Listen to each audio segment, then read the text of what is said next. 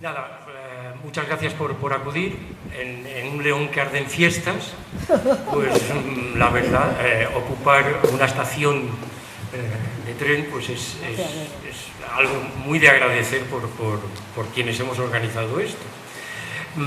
Mirad, esto se ha organizado sobre Luis Sáenz de la Calzada porque, con motivo de la publicación de la historia del arte en León, en esos 2 tomos que podéis ver allí, me pidió Héctor que hablara de Luis Sáenz de la Calzada, pero con motivo de la historia del arte también. Y es verdad que se puede hacer un paseo muy interesante, que es el que hizo Luis Sáenz de la Calzada por la historia del arte. Ahora veremos por qué. Entonces se me ha ocurrido que Luis Sáenz de la Calzada, que es un hombre que nace en 1912, un año muy importante para todas las vanguardias. En el año 1912 se estrena La consagración de la primavera de Stravinsky, hace su primera exposición de pintura metafísica, de lo que iba a ser la primera pintura metafísica, Giorgio de Chirico, una de las vanguardias que más influyen en Luis Sáenz de la Calzada, y tiene lugar muchos eventos de vanguardia. Claro, él nace en ese año y nace en España, nace en León. Tiene que ser un adulto para enterarse de todo aquello. Entonces él recibe las vanguardias, pero es que él lo recibe todo y recibe, luego veremos de mano de quién, también la entera historia del arte hasta su tiempo.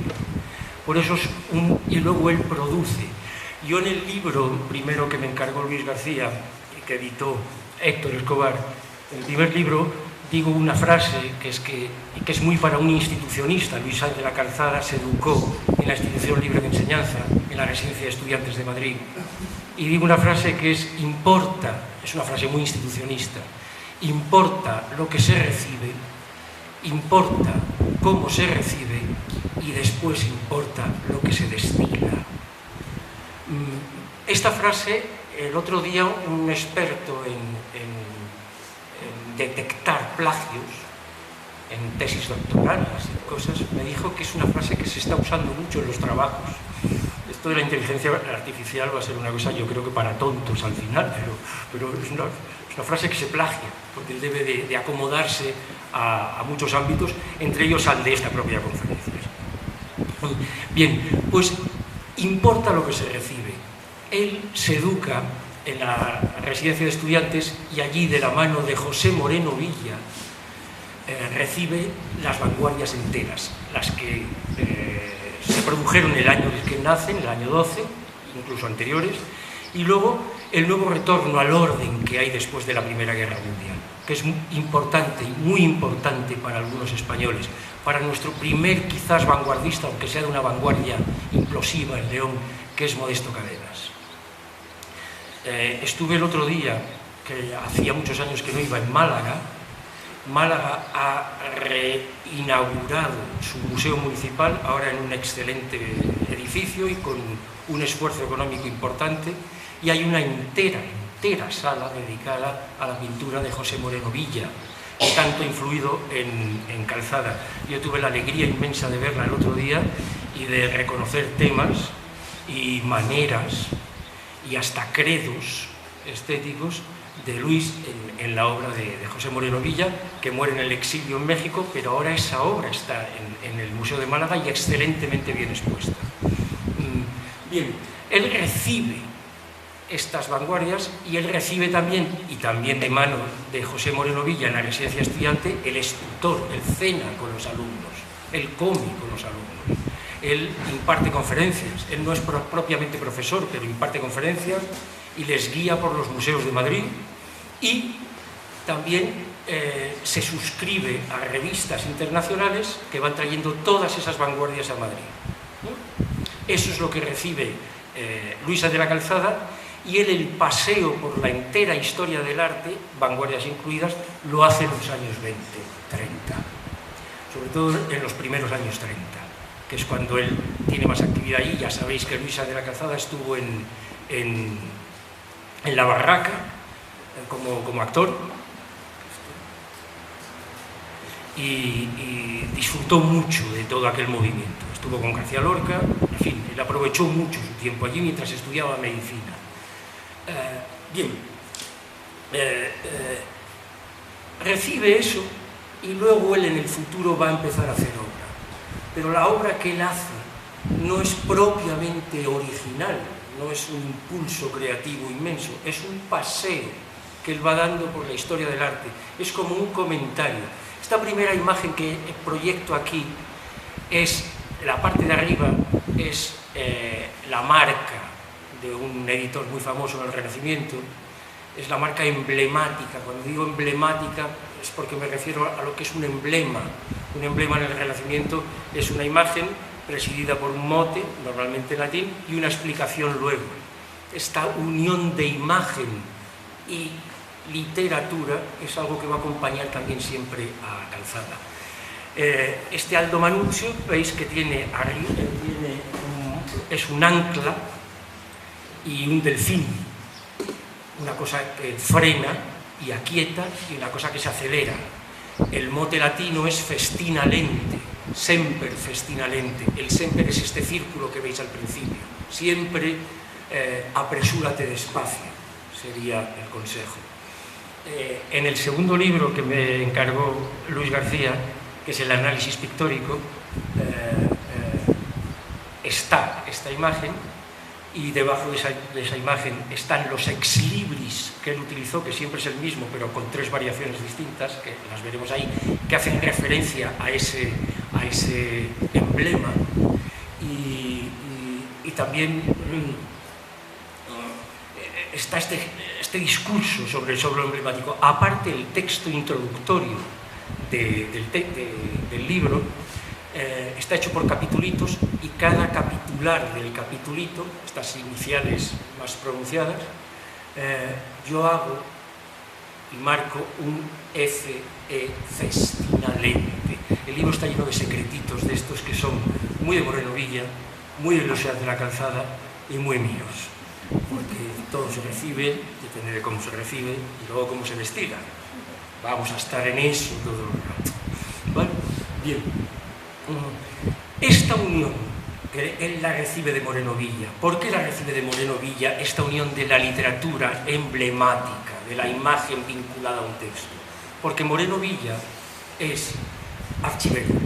Cuando se proclama la República, hay 2 órdenes inmediatas, que son la creación del archivo no real, sino el archivo que conocemos hoy día, se le quita el nombre de real, y el primer director de ese archivo de la República es Moreno Villa.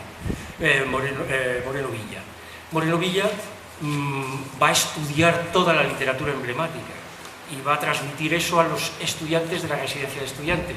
Entonces, todo pintor, llámese Dalí, llámese Luisa de la Calzada, que frecuenta la residencia de estudiantes, va a tener un componente literario inmenso en las imágenes que quiere después reproducir.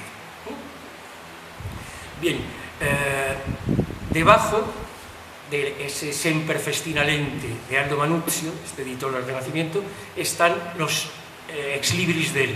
Veis que hay un ancla, un freno, él va a hacer caso todavía del festina lente, del apresúrate despacio, de sin prisa pero sin pausa, y una flecha en vez del delfín. Y va a haber un personaje creado con las iniciales de él, LSC, Luis Sáenz de la Calzada. Con esas iniciales él va haciendo un personaje, un ser humano, que está metido en esa disyuntiva de lo veloz y lo frenado. Entonces, esto me lo procuró un coleccionista mientras estaba haciendo el libro, y la verdad es que lo agradezco, y es buena manera de iniciar cualquier conferencia o cualquier relato que se quiera hacer sobre Luisa de la Calzada. Esta unión emblemática, o sea, también moral, entre imagen y texto. Bien, él llega a la guerra y es una tragedia en la residencia de estudiantes. Eso se tiene que cerrar. La residencia de estudiantes era republicana, aquello evidentemente se van al exilio casi todos, y Luisa de la Calzada tiene que acabar medicina, como lo tiene que acabar, pero tiene que hacer un servicio, porque viene a León, un servicio en el bando nacional, en ferrocarriles, mirad donde estamos hoy, curiosamente. Sí, y acaba medicina en la antigua Facultad de San Carlos de Madrid, hace algunos cursos de psiquiatría, esto es muy importante para su pintura también, y luego compagina su labor profesional de odontólogo, que es la especialidad que realiza, con la pintura y con la literatura, pero la literatura de manera más secreta. Ese libro de poemas que veis ahí, incluso el primer libro de poemas que se edita de él, se hace una vez muerto él. Bien, él empieza a pintar, pero claro, empieza a pintar en el año 40 y tantos, 30 y pico, sí había pintado cosas en la residencia de estudiantes, pero son dibujos que apenas conservamos, y la obra, el corpus importante de obra del que disponemos hoy día, sí tiene que ver con los años 40. Y él en esos años hace otro paseo distinto por la historia del arte, que no es por la historia de las ediciones, no es por la historia emblemática, es por la historia que se había generado después de la Primera Guerra Mundial en el retorno al orden. El retorno al orden, que lo han hecho mucho vanguardista que la admiraba, como Giorgio de Chirico, como André Derain, sobre todo los franceses, como el mismo Jean Cocteau, que tiene el gran manifiesto del retorno al orden, y en ese manifiesto se dice: el retorno al orden no es solo volver a un arte más o menos académico, que no es eso exactamente, porque en el fondo sigue siendo una vanguardia, lo que pasa es que una vanguardia implosiva. Esta terminología se ha creado nueva, y gracias a esta nueva terminología que se ha creado por grandes historiadores del arte español, Carmona, Huizinga, hay gente muy buena que gracias a ellos podemos explicarnos mejor la obra de estos pintores. Él hace un retorno al orden y vuelve pasando de las vanguardias, o no, ahora veremos que no, vuelve al dibujo, al claroscuro, a las técnicas antiguas, a base de capas de color transparente, a base de capas de color al temple, a los óleos, pero que están diluidos en capas, a una buena imprimación.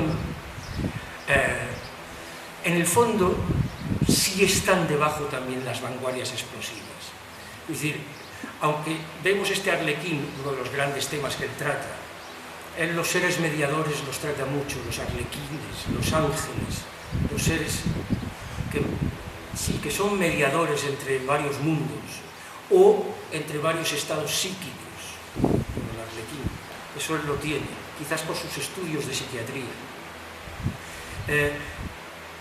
Sabemos desde hace relativamente poco, y gracias a algunos historiadores del arte que han cambiado la terminología, sabemos que, por ejemplo, en esta imagen que vemos ahora, la manera de sombrear que tiene Calzada también le debe mucho a Cézanne y al cubismo. No es, como veríamos hoy día en el Museo del Prado, la exposición esta de Guido Reni, no es el academicismo de toda la vida. El retorno al orden significa volver a un orden después de haber pasado por una tempestad y no olvidándola. Y también implica cuestiones morales. Esto cuadra mucho con la educación institucionista que tuvo Luis Sáez de la Calzada.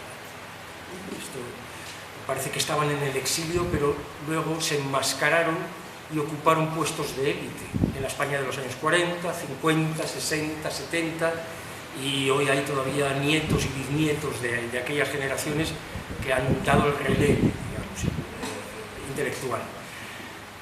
Veis que aquí están todos en esta excelente pieza, están todo lo típico del orden, del retorno al orden.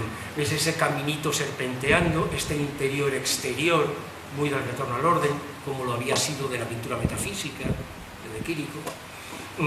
Y luego este sombreado, que en realidad es cromático, no es solo un claroscuro. Por eso aquí se mantienen también todas las maneras de hacer de la vanguardia.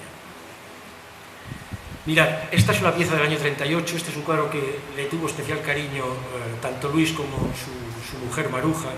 Yo me acuerdo cuando fueron a Holanda a buscar un barniz especial, porque esta pieza era sobre cartón. Y encontraron el barniz, lo barnizaron y lo volvieron a colocar en su casa. Este cuadro lo tenían en un sitio de honor, en su salón. Y aquí están los seres mediadores de él.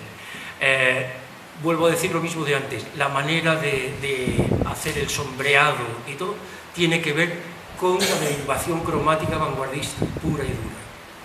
No creáis que es un retorno al orden, es un retorno al orden, pero no es algo carca. En realidad es algo bastante moderno. Giorgio de Chirico tiene piezas muy similares a esta, ¿veis esa arcada que hay ahí? Recuerda mucho los cuadros de Chirico. Están estos dos seres mediadores, abajo el más humano, el arlequín, que tiene este traje troceado. Luego él hace muchos arlequines donde se mezclan mucho la parte izquierda y la parte derecha del traje. Esto él lo había aprendido en psiquiatría, las derivaciones psíquicas del traje de arlequín. Esto es muy importante también en la obra de Calzada. Y luego está el ángel arriba, que es un malabarista que está jugando con unas esferas, cada una de un color, que es un ángel. Lo sabremos después gracias a Héctor y a su ópera pop, a su cantata pop, como dice Micó, que me gusta más el término de Micó que el mío. No abandona nunca esa influencia que tiene librera y libresca y emblemática de José Moreno Villa. Este es un emblema netacuen ni a quién ni a nadie, donde una serpiente se enrolla y se enrolla y se enrolla y se enrolla para que nosotros no veamos de qué va en el fondo, porque ni a nadie ni a quién hay que contarle nuestros planes. Hay que pensar que Luis de la Calzada es un hombre que se mueve en la resistencia durante los conquistos y que tiene que prudentemente callarse e incluso enmascarar, que eso es muy discutible también todo, es discutible, pero bueno. Entonces, este emblema que es de Saavedra Fajardo, uno de los mayores y más comentados por Moreno Villa, literatos de emblemas de España, desde Barroco. Estas son las empresas políticas de Saavedra Fajardo, está iniciado. Pero esto es lo que este revolver, ¿sabéis? Y lo que quiero que también os fijéis es esta mezcla que digo, que no es original en ningún momento, en ningún lenguaje, pero la síntesis que hace de ellos y el paseo particular que él hace por la historia del arte, que es por lo que me ha convocado aquí Héctor, es en su caso yo creo que de los leoneses más importantes, si no el mayor, en ese tipo de paseo armónico, incluso en lenguajes antitéticos. Esto es importante. Mirad, esta pieza está en Madrid. La pedí para la exposición que Luis García organizó, la mayor exposición antropológica que se ha hecho sobre Luis de la Calzada aquí en León, se hizo en el Instituto de Lectura, ahí en Independencia, hace ya unos añitos ya. Y como digo, eso se fueron haciendo estos libros. Y esta pieza interesaba mucho a mí tenerla, pero el propietario, yo sé cómo se vendió esta pieza, y como sabe que yo tengo la memoria, yo creo que dijo, no la voy a entregar. Esa mano es la nuestra, la del espectador. Y nuestro discurso sobre el ser y el no ser es lo que hay encima de la mano. ¿Os dais cuenta de que no es Hamlet el que está encima de la mano, sino que es un cráneo? ¿Veis el cráneo ahora? La morfología del cráneo, el médico la conoce bien, y eso es un cráneo. Encima le ha puesto este color amarillo. Es un cráneo, y el cráneo en esa mano está con una esfera. Luis de la Calzada tiene un yerno, Ignacio, que es catedrático de griego en la Complutense en Madrid. Y yo sé que estudió con él griego, porque Luis de la Calzada era muy estudioso y un hombre muy curioso y tradujo con su yerno y releyó toda la literatura clásica. Y a mí me costó mucho encontrarla, porque este cuadro yo lo vi en casa de Calzada, vivo Calzada, y yo hablaba con él de los cuadros, pero este se nos pasó, no sé por qué. con lo pesado que yo soy, pero se nos pasó. Pero hablando con Ignacio,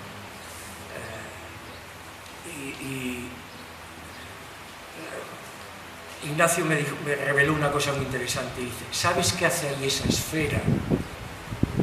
¿Sabes que ahí están el ser y el no ser? El famoso discurso, ser o no ser, y ahí la cuestión.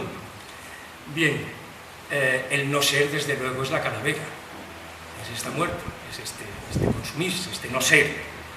Y me contó lo que era el ser, y lo traigo aquí apuntado. El ser, esto lo dice Parménides, la traducción no es mía, es de Ignacio, yo todavía no doy por eso. El ser es presente, inmóvil, homogéneo, indivisible, lleno, continuo, ingénito e imperecedero.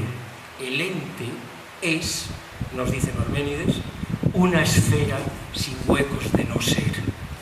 Ahí los tenéis, en vuestra mano, el ser y el no ser, para que sigamos debatiendo y haciendo y recitándonos siempre ese monólogo, y incluyendo al espectador. Esto es nuevo. Si la serpiente nos excluía, porque no nos iba a comunicar lo que pensaba el pintor, aquí se nos incluye. Esto es interesante en Calzada. Bueno, os dije que, ¿os acordáis de que os he dicho que esa escultura de Alberto Sánchez que hay a la entrada del museo, que es una reconstrucción, porque esa escultura se destruyó en el año 37, eso no volvió a España, el Guernica tampoco volvió mucho después. Y yo creo que con muy buen acierto, cuando se estaba haciendo el Reina Sofía, una de las piezas que consideraron clave para que viniera era no solo el Guernica, sino también la escultura de Alberto Sánchez, que es la primera vanguardia autóctona, creada sin influencia extranjera. Esto es muy interesante. Bien, este hombre, Alberto Sánchez, era del Partido Comunista, no era un hombre culto, ni era un hombre leído, pero por lo que sea, un grupo de estudiantes de la residencia se aficionó al trato de su persona y él se los llevaba por los campos vallecanos. Allí diseña un monumento para poner en los campos vallecanos, que es este, Signo del Horizonte. Es esta pieza, que son de yeso, las fotografió en el año 35 Enrique Segura y Arturo Sáenz de la Calzada, las fotografiaron, sobre todo Enrique Segura, que era un buen fotógrafo, siempre puso un horizonte bajo para hacer monumental la figura, y sobre todo porque eran figuras que iban a estar en los campos de Vallecas, entonces no urbanizados. Entonces, Signo del Horizonte, la ponen ahí, hacen la fotografía, hizo muchas fotografías. Esas fotografías sé que las tuvo Arturo Sáenz de la Calzada, y alguna manera habrá de que algún gobierno, algún técnico, alguien en España recupere todo eso, porque todo esto está por historiar. Lo veremos ahora con la pieza que va a venir ahora, que es la última que os voy a enseñar. Está por historiar, pero necesitamos todo esto. ¿Sabéis dónde apareció una parte importante de este archivo? La vida tiene unas cosas. Alberto Sánchez muere en el exilio en el año 62-63 en Moscú, y allí el hijo se hace amigo de un represaliado por el Partido Comunista, Pavel Florensky, que le pegaron un tiro en la nuca. Era un famoso matemático, físico, el inventor del anticongelante, teólogo, un hombre muy importante para la cultura rusa. Pues un hijo de este hombre se hace amigo del hijo de Alberto Sánchez, y este hombre, que tiene relación con editoriales italianas, se hace con parte del archivo de Alberto Sánchez y lo traspasa a Italia. Es curioso, antes que a España, porque en España no encontraba a nadie. Es una cosa dramática para nosotros, pero bueno, va a haber intentos buenos, yo creo, y hay gente formando equipos buenos para recuperar todo esto, con lo cual la figura de Luisa de la Calzada yo creo que está por ganar muchos puntos todavía. Bien, yo esta pieza la desconocía por completo, incluso la desconocía habiendo visto durante muchos años esta pieza de Luis Sáenz de la Calzada, que Luis expuso en la exposición antológica.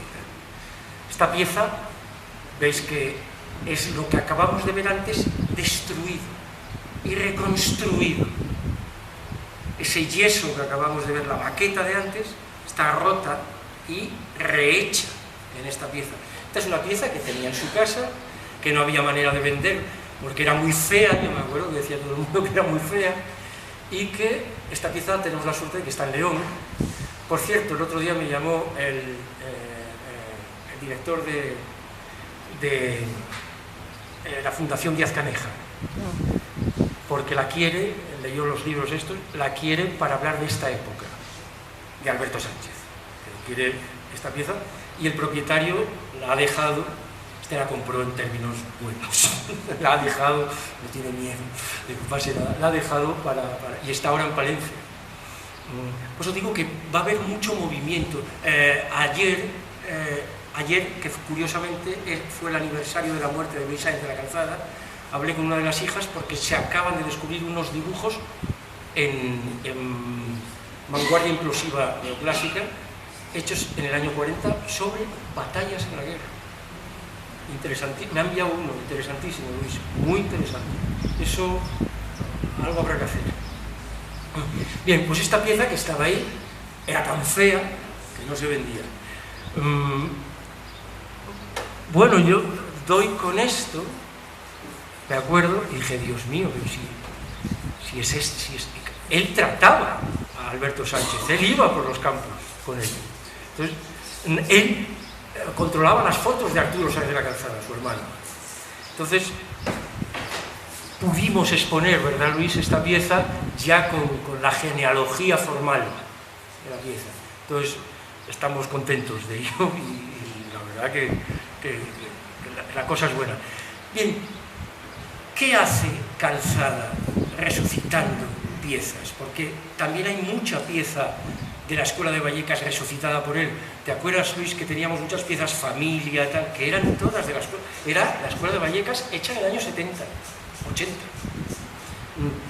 Y todo como una reconstrucción. ¿Qué es esto?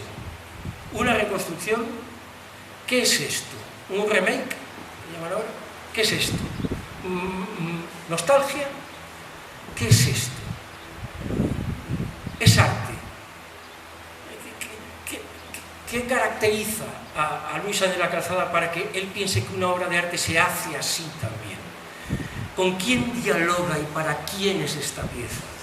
Hemos dicho antes que Calzada pensaba en el espectador. ¿Qué podía pensar de nosotros ahora, viendo esto? ¿No ha hecho lo mismo el director de Reina Sofía, reconstruyendo la imagen del pueblo español buscando una estrella? No nos queda por historiar esto, y a nosotros leoneses, y que hemos tenido a este hombre con nosotros, y que tenemos y disponemos de mucha obra en León, y de ejercicio que todavía están estos libros, pero yo creo que se va a poder hacer todavía más. No es muy bueno que un leonés sea un reconstructor de una cosa destruida, y que ha mantenido eso como la serpiente, calladamente, equivocadamente, enmascaradamente, pero que nos lo ha legado a nosotros, que hoy podemos verlo aquí. Esto es con lo que yo quería concluir esta breve exposición, pero en elogio de él. Ya digo que el aniversario de su muerte fue ayer, y vamos a empezar a hacer cosas con él. De verdad que no olvidéis también, quiero insistir en ello, no hace falta ser un artista original e inventivo para ser un gran artista. El temple de este hombre es distinto, miradlo, en cómo habla con el espectador, en qué cosas hace. No, este es un hombre que da un paseo por su contemporaneidad y por la historia entera del arte, y nos ofrece el paseo en obra. Muchas gracias por vuestra atención.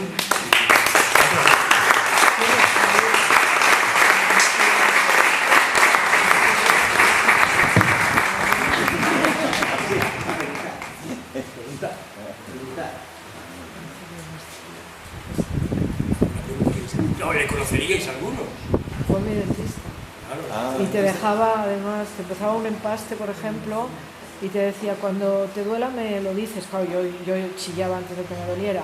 Entonces te ponía una hila y desaparecía. Pero es que al lado estaba haciendo, mientras tú te calmabas, un boceto. Sí, no, sí, la pasión. Era fantástico. Sí, eso es verdad. Y con una cultura, y con además luego un trato delicioso, porque yo era pequeña y daba mucha guerra, o sea, un trato delicioso, pero yo no lo valoraba entonces, claro. No, es que claro, hay que decir otra cosa de León y de él, que es el institucionismo.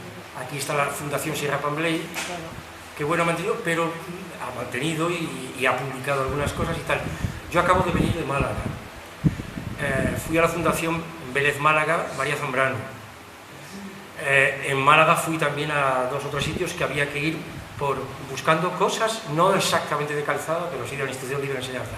Hay 2 provincias en España que por encima de Madrid surten de alumnado a la residencia de estudiantes. 2, antes que Madrid, en número de alumnos. Familias enteras. La primera es Málaga y la segunda de España es León.